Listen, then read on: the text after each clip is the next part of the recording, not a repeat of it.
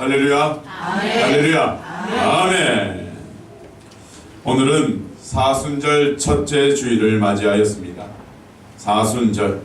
사순절의 의미는 예수 그리스도의 십자가 길을 기억하면서 우리도 예수 그리스도와 함께 고난과 죽음을 향하여 걸어가는 순례자가 되는 것입니다. 예수 그리스도는 십자가와 부활이라는 두 가지의 큰 영적 사건을 우리에게 보여주셨습니다. 우리는 예수 그리스도를 통해 부활을 경험하면서 살아가고 있습니다. 하지만 이거 명심해야 합니다. 십자가의 죽음이 없는 부활은 없다라는 것입니다. 우리가 부활의 기쁨 속에서 살아가기 위해서는 먼저 십자가라는 죽음이 우리에게 경험되어져야 하는 것이지요. 바울은 이렇게 고백합니다. 내가 그리스도와 함께 십자가에 못 박혔나니 그런즉 이제는 내가 사는 것이 아니요 오직 내 안에 그리스도께서 사시는 것이라. 이번 사순절 기간을 맞이하면서 우리도 바울과 같이 예수 그리스도와 십자가에 함께 못 박혀 내가 사는 것이 아니라 오직 우리 안에 그리스도 예수께서 사시는 역사가 일어나는 사순절 기간이 되기를 축복합니다. 이번 사순절 기간에는 마가복음에 그려진 예수 그리스도와 제자에 대해 알아가 보고자 합니다. 마가복음의 예수님은 고난받는 예수님을 마가는 우리에게 알려주고 있습니다. 여러분, 예수님이 받으신 고난은 자신을 위해서 받은 것이 아니라 우리를 위해서 받으신 고난입니다. 우리의 모든 질고를 지시고 우리의 모든 고난과 환난을 십자가에 지시고 걸어가신 것입니다. 그 고난의 길이 결국에는 승리의 길이었고 부활을 통해 우리에게 진정한 승리가 무엇이었음을 보여주는 길이었습니다. 그래서 제자는 고난받으시는 예수님과 함께 그 고난의 길에 함께 동참하며 나의 고난이 예수 그리스도의 고난이며 예수 그리스도의 고난이 나의 고난이 되어 십자가의 길을 걸어갈 때 비로소 우리에게는 부활이라는 승리가 우리에게 임하게 됩니다. 그래서 우리는 마가복음을 통해 진정한 제자는 누구인가? 라는 질문을 우리에게 던지면서 나아가야 할 것입니다. 예수 그리스도의 진정한 제자는 누구인가? 오늘 말씀에 예수 그리스도의 제자는 회개하는 제자를 보여주고 있습니다. 말씀 15절에 보면 이렇게 말씀하고 있습니다. 이르시되 때가 찼고 하나님의 나라가 가까이 왔으니 회개하고 복음을 믿으라 하시더라. 예수님이 마가복음에서 하신 첫 말씀의 핵심은 회개와 복음을 믿는 것입니다. 왜 이런 말씀을 하셨을까요? 왜 이런 말씀을 첫 말씀으로 하셨을까요? 이유는 때가 찼고 하나님의 나라가 가까이 왔기 때문입니다. 여기서 때라는 것은 시간을 나타내는 단어입니다. 우리가 일반적으로 누리고 살아가는 시간을 말하는 것이 아니라 하나님의 특별하신 구속의 사역, 그 구속의 사역의 시간을 나타내는 단어입니다. 하나님의 특별한 구원의 시간이 되었다라는 뜻이지요. 즉 하나님께서 우리를 죄에서 해방시켜 주시고 하나님의 자녀로서의 기쁨과 복락을 누리며 살아갈 수 있는 시간이 되었다라는 뜻입니다. 그런데 그 시간의 때는 하나님의 나라가 임하고 하나님의 나라 가운데서 살아갈 때 이루어지는 것입니다. 왜냐하면 하나님의 특별한 시간이 하나님의 나라에 들어가지 아니하면 아무런 소용이 없는 시간이 되어버리기 때문입니다. 여러분, 공부할 때 학생이 학교에 있지 아니하면 소용이 없습니다.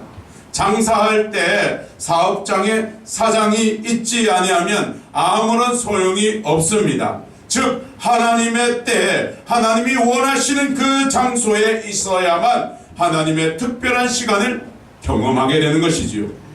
여기 교회에 나와 있다 하더라도 마음이 딴 곳에 있다면 하나님의 때를 누리지 못하는 것과 같습니다.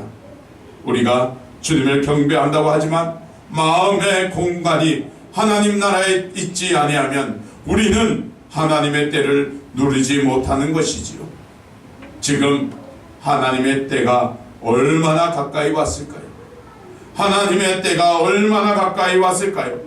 예수님은 하나님의 나라가 가까이 왔다는 말씀하실 때 손에 잡힐 듯 가까이 왔다라는 의미로서 단어를 사용하셨습니다.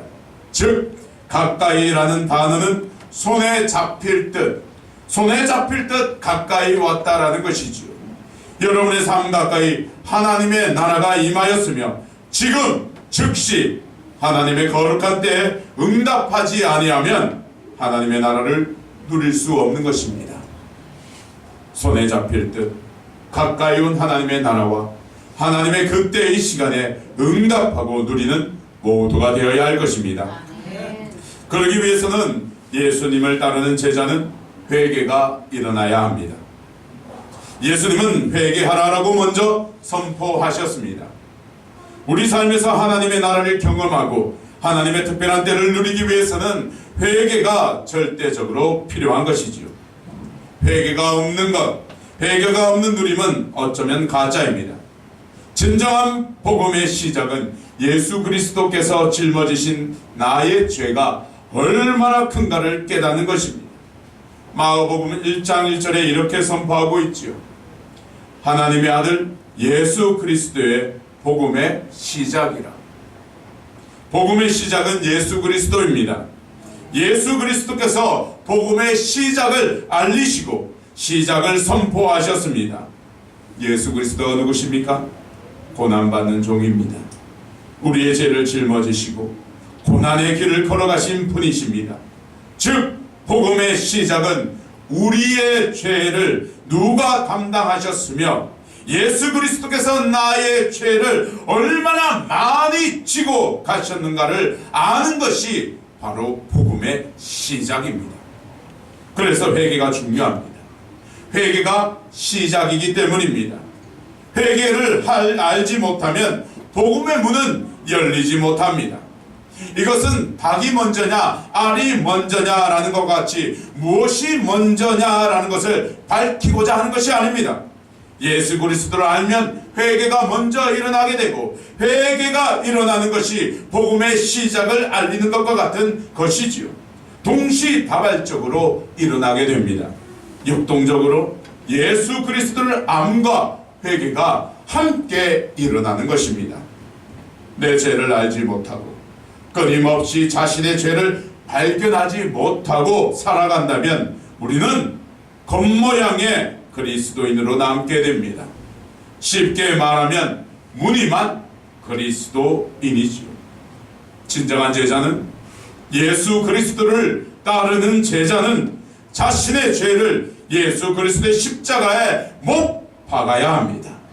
못 박힐 만한 죄가 보이지 아니하고 나는 더 이상 죄가 없어 라고 생각하신다면 우리는 그 생각에서 돌아서야 합니다. 왜냐하면 회개가 없는 그리스도인은 그리스도인이 아니기 때문입니다. 사랑하는 평강교회 성도님, 사순절 기간을 맞이하여 매일매일 회개하시기를 바랍니다. 아니 회개하셔야 합니다. 날마다 자신의 죄된 모습을 발견하고 하나하나 십자가에 못 박아야 합니다. 우리가 죄를 가지고 하나님 앞에 설 수 없다는 것은 누구나 알고 있습니다. 그런데 우리 죄를 가지고서도 그것을 밝히지 아니하고 뒤로 숨겨둔 채 예수 그리스도라는 이름을 통해 무임승차하려고 하는 것 혹시 아닙니까? 예수님 믿는다는 것 당연히 구원받는 조건입니다. 그런데 예수님 믿는 사람에게는 철저하게 회개가 일어나게 됩니다. 창자가 끊어질 듯한 자복하는 회개가 일어나게 되죠. 이런 회개가 없이 살아간다면 무임승차와도 같습니다. 날마다 회개하셔야 합니다. 그것을 통해 하나님의 때에 하나님의 나라가 여러분 가운데 임하며 그것을 누리는 삶이 될 것입니다. 두 번째입니다. 진정한 제자, 예수 그리스도를 따라가는 그 제자는 복음을 믿어야 합니다. 다시 한번 15절의 말씀을 믿음으로 보면 이렇게 말씀하고 있지요. 회개하고 복음을 믿으라 하시더라.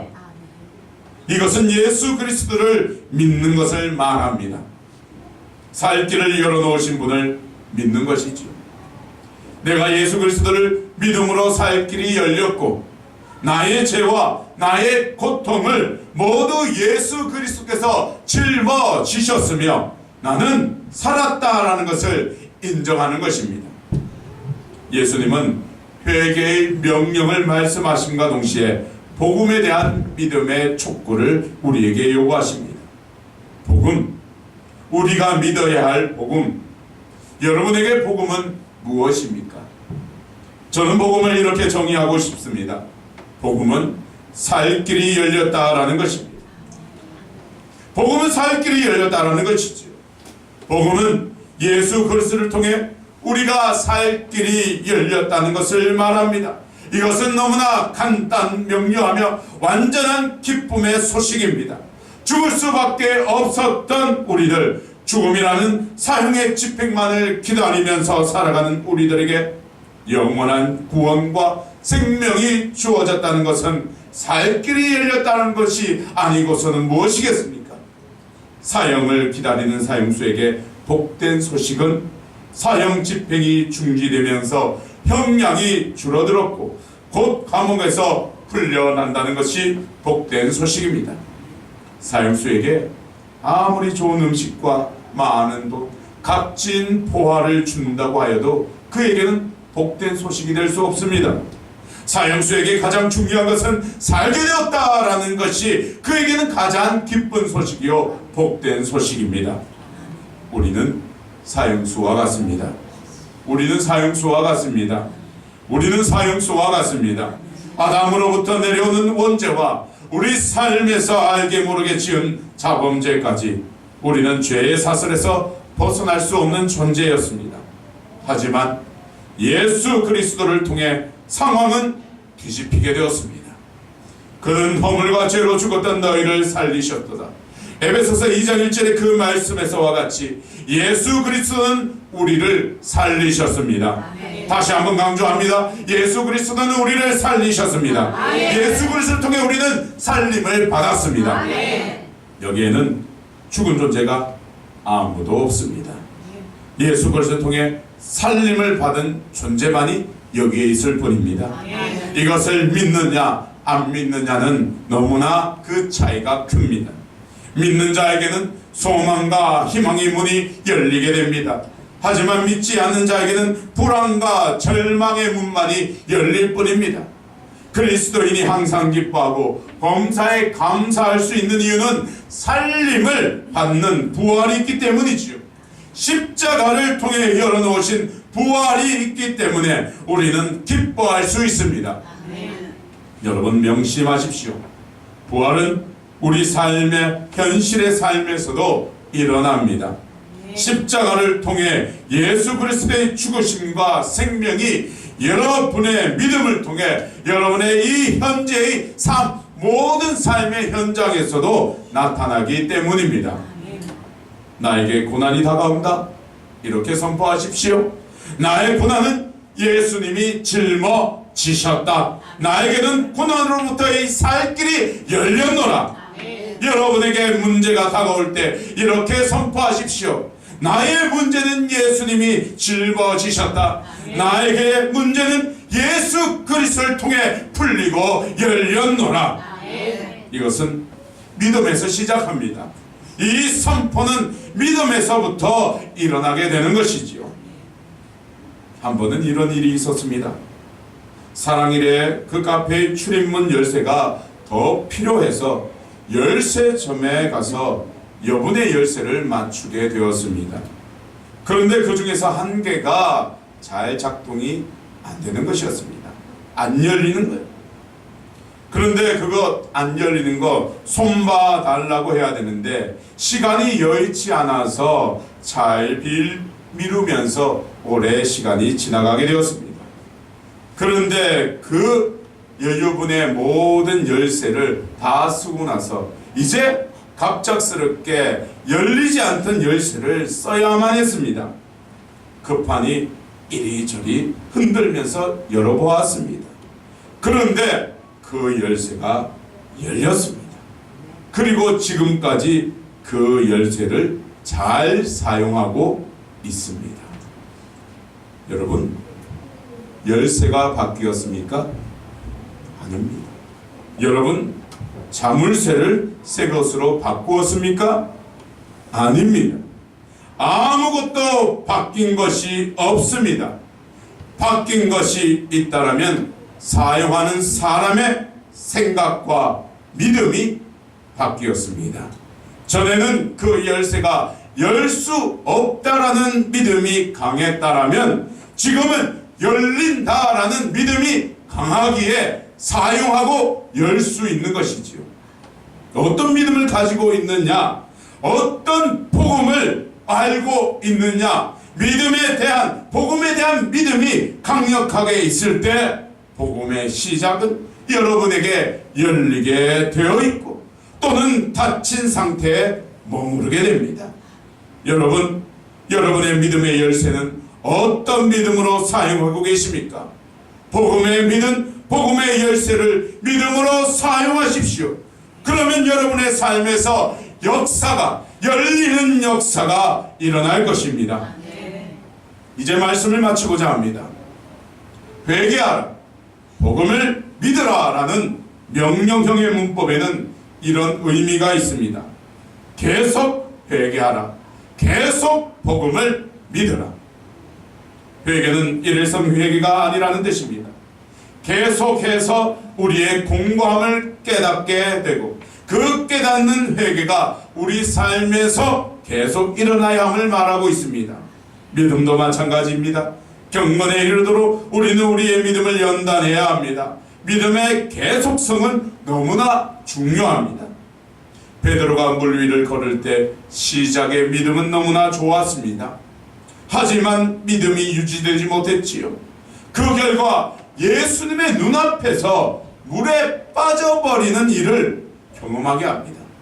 여러분의 선택은 어떻게 하시겠습니까? 함께 하시는 예수님, 그 예수님의 눈앞에서 빠져버리는 일만 경험하실 것입니까? 예수님의 눈앞에서 허접대는 모습만을 보여드리겠습니까? 아니면 예수님과 함께 부활을 경험하며 복된 삶을 경험하시겠습니까? 여러분의 선택은 어떻게 하시겠습니까? 이번 한 주간 예수님의 첫 외침 잘 기억하면서 말씀으로 행동하면서 변화하고 날마다 회개와 날마다 복음의 믿음을 통하여 제자된 모습이 우리 삶 가운데서 일어나기를 예수 그리스도의 이름으로 축원합니다. 아멘. 기도드리겠습니다.